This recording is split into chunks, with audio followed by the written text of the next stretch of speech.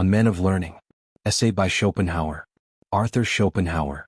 When one sees the number and variety of institutions which exist for the purposes of education, and the vast throng of scholars and masters, one might fancy the human race to be very much concerned about truth and wisdom. But here too appearances are deceptive. The masters teach in order to gain money and strive not after wisdom but the outward show and reputation of it, and the scholars learn not for the sake of knowledge and insight, but to be able to chatter and give themselves airs. Every 30 years a new race comes into the world, a youngster that knows nothing about anything, and after summarily devouring in all haste the results of human knowledge as they have been accumulated for thousands of years, aspires to be thought cleverer than the whole of the past. For this purpose he goes to the university and takes to reading books, new books as being of his own age and standing. Everything he reads must be briefly put, must be new. He is new himself. Then he falls to and criticizes. And here I am not taking the slightest account of studies pursued for the sole object of making a living. Students and learned persons of all sorts and every age aim as a rule at acquiring information rather than insight. They pique themselves upon knowing about everything, stones, plants, battles, experiments, and all the books in existence. It never occurs to them that information is only a means of insight, and in itself of little or no value, that it is his way of thinking that makes a man a philosopher. When I hear of these portents of learning and their imposing erudition, I sometimes say to myself, how little they must have had to think about to have been able to read so much. And when I actually find it reported of the elder Pliny that he was continually reading or being read to at table, on a journey, or in his bath, the question forces itself upon my mind, whether the man was so very lacking in thought of his own that he had to have alien thought incessantly instilled into him, as though he were a consumptive patient taking jellies to keep himself alive. And neither his undiscerning credulity nor his inexpressibly repulsive and barely intelligible style, which seems like of a man taking notes and very economical of paper, is of a kind to give me a high opinion of his power of independent thought. We have seen that much reading and learning is prejudicial to thinking for oneself, and in the same way through much writing and teaching, a man loses the habit of being quite clear and therefore thorough in regard to the things he knows and understands, simply because he has left himself no time to acquire clearness or thoroughness. And so, when clear knowledge fails him in his utterances, he is forced to fill out the gaps with words and phrases. It is this, and not the dryness of the subject matter, that makes most books such tedious reading. There is a saying that a good cook can make a palatable dish even out of an old shoe, and a good writer can make the driest things interesting. With by far the largest number of learned men, knowledge is a means, not an end. That is why they will never achieve any great work, because to do that he who pursues knowledge must pursue it as an end, and treat everything else, even existence itself, as only a means. For everything which a man fails to pursue for its own sake is but half pursued, and true excellence, no matter in what sphere, can be attained only where the work has been produced for its own sake alone, and not as a means to further ends.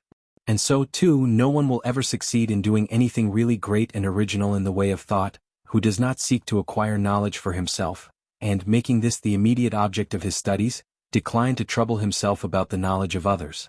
But the average man of learning studies for the purpose of being able to teach and write.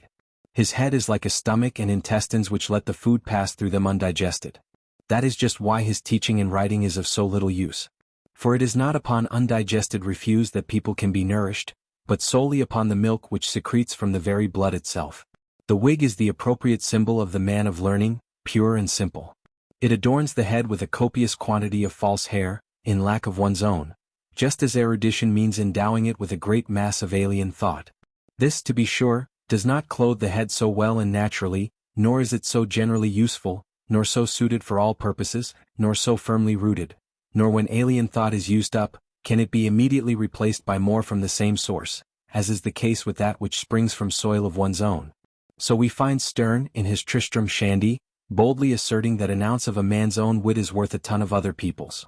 And in fact the most profound erudition is no more akin to genius than a collection of dried plants in like nature, with its constant flow of new life, ever fresh, ever young, ever changing.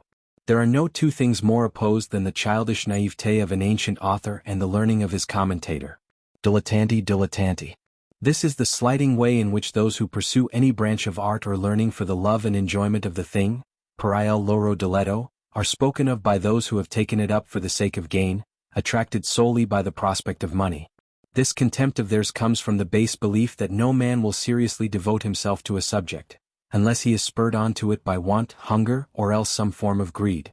The public is of the same way of thinking, and hence its general respect for professionals and its distrust of dilettanti.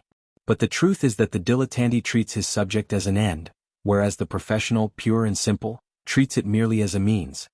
He alone will be really in earnest about a matter, who has a direct interest therein, takes to it because he likes it and pursues it con amore. It is these and not hirelings that have always done the greatest work. In the Republic of Letters it is as in other republics. Favor is shown to the plain man, he who goes his way in silence and does not set up to be cleverer than others. But the abnormal man is looked upon as threatening danger. People band together against him and have, such a majority on their side. The condition of this republic is much like that of a small state in America, where every man is intent only upon his own advantage, and seeks reputation and power for himself, quite heedless of the general weal, which then goes to ruin. So it is in the Republic of Letters. It is himself and himself alone that a man puts forward because he wants to gain fame.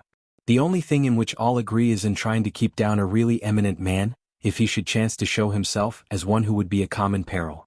From this it is easy to see how it fares with knowledge as a whole. Between professors and independent men of learning there has always been from of old a certain antagonism, which may perhaps be likened to that existing between dogs and wolves. In virtue of their position, professors enjoy great facilities for becoming known to their contemporaries. Contrarily, independent men of learning enjoy by their position great facilities for becoming known to posterity, to which it is necessary that, amongst other and much rarer gifts, a man should have a certain leisure and freedom. As mankind takes a long time in finding out on whom to bestow its attention, they may both work together side by side. He who holds a professorship may be said to receive his food in the stall, and this is the best way with ruminant animals. But he who finds his food for himself at the hands of nature is better off in the open field. Of human knowledge as a whole and in every branch of it, by far the largest part exists nowhere but on paper, in books, that paper memory of mankind. Only a small part of it is at any given period really active in the minds of particular persons. This is due, in the main, to the brevity and uncertainty of life, but it also comes from the fact that men are lazy and bent on pleasure. Every generation attains, on its hasty passage through existence, just so much of human knowledge as it needs and then soon disappears. Most men of learning are very superficial. Then follows a new generation, full of hope, but ignorant, and with everything to learn from the beginning. It seizes, in its turn, just so much as it can grasp or find useful on its brief journey and then too goes its way. How badly it would fare with human knowledge if it were not for the art of writing and printing. This it is that makes libraries the only sure and lasting memory of the human race, for its individual members have all of them but a very limited and imperfect one. Hence most men of learning as are loath to have their knowledge examined as merchants to lay bare their books. Human knowledge extends on all sides farther than the eye can reach, and of that which would be generally worth knowing, no one man can possess even the 1,000th part. All branches of learning have thus been so much enlarged that he who would do something, has to pursue no more than one subject and disregard all others. In his own subject he will then, it is true, be superior to the vulgar, but in all else he will belong to it. If we add to this that neglect of the ancient languages, which is nowadays on the increase and is doing away with all general education in the humanities, for a mere smattering of Latin and Greek is of no use, we shall come to have men of learning who outside their own subject display an ignorance truly bovine. An exclusive specialist of this kind stands on a par with a workman in a factory, whose whole life is spent in making one particular kind of screw or catch or handle, for some particular instrument or machine, in which, indeed, he attains incredible dexterity. The specialist may also be likened to a man who lives in his own house and never leaves it.